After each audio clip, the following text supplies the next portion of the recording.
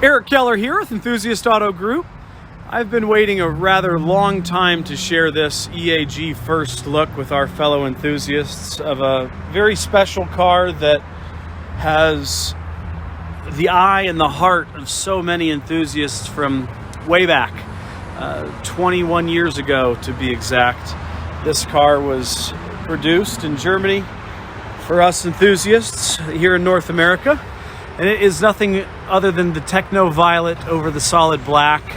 This is a 1998 model year with a whopping 43,000 miles. This car is the most recent graduate of the EAG rejuvenation program. We've taken our time with this car.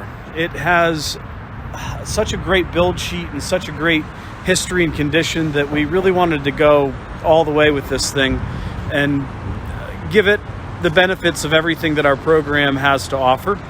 It's been owned by loving enthusiasts, members of the BMW Car Club, which is always a good sign to see that sticker affixed to the car that you're considering to purchase, knowing that they cared enough to join their fellow enthusiasts and know that they're part of something a little bit special and unique.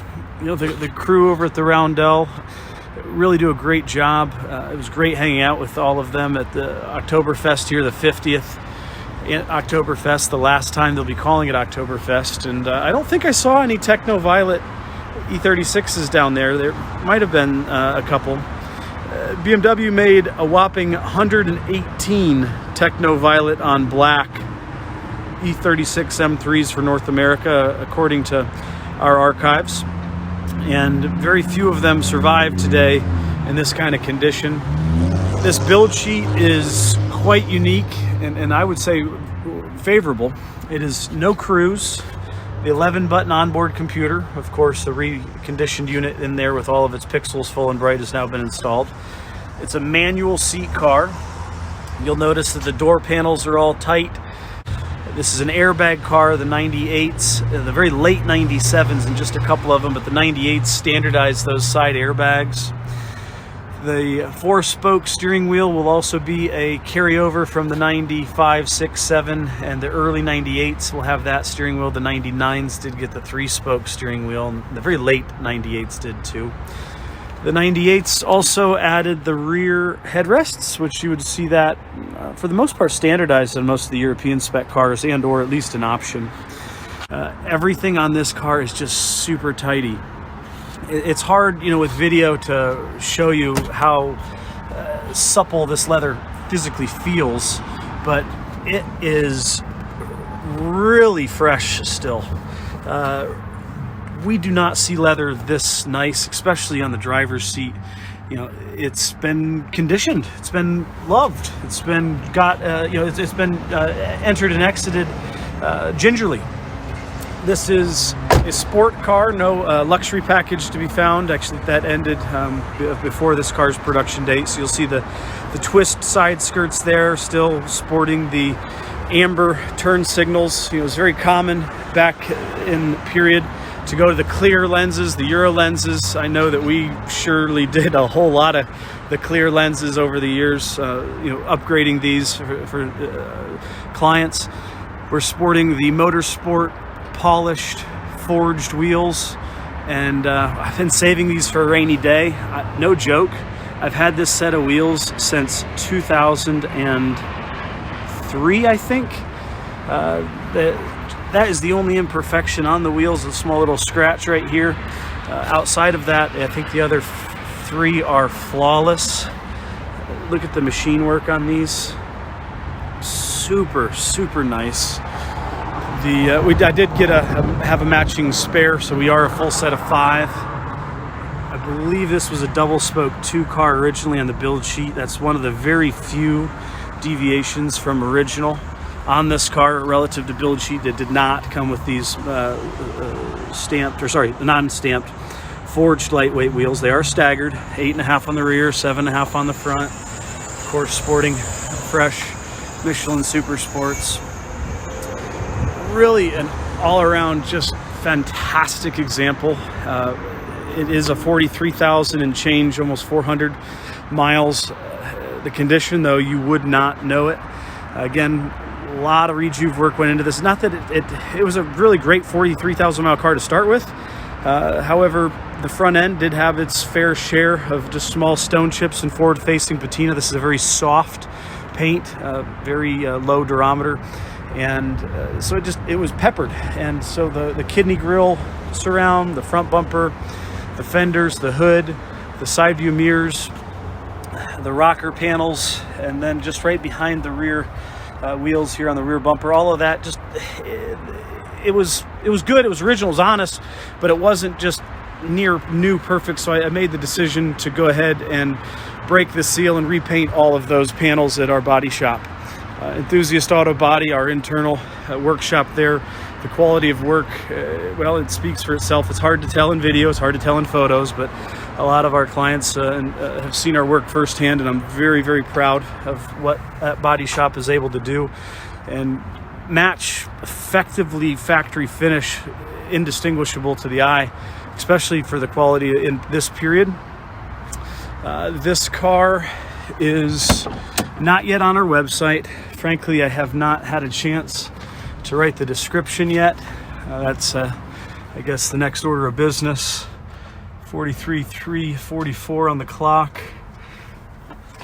Everything on the car is full and bright and operational, as the check control I mentioned. And certainly looking forward to the next Enthusiast on this car. It will certainly impress. VIN tags everywhere where they're supposed to be. And in the engine bay here, we are quite tidy. All stock S52 OBD2. You know, a lot of guys on the European side of the camp want the Euro individual throttle body motor, and I understand why. At the end of the day, 0.2 of a second.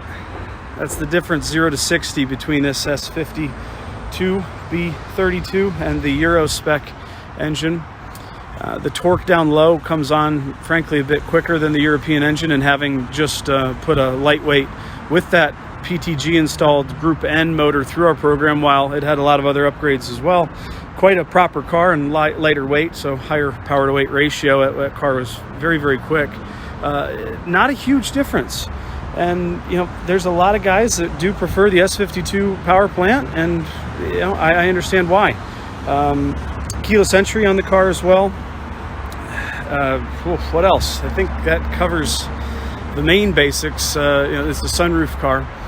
So our website will have the description here soon. It is now available, as you see this video now posted on the YouTube channel. We actually bought this car with the Imola M5 that has 9,000 miles that we dropped a little bit ago out of our collection. Bought a couple cars from the same owner, and this car came from that same stable. It was in Tennessee early, until early 2000s when our client bought the car. It had just 7,500 miles when he bought it. He owned the car for going on about a decade. Sold the car to a friend in Kansas. They owned the car for about a decade, and he purchased the car back and had it for a couple more years, and then sold it to us last year. We've been sitting on this one for a little bit.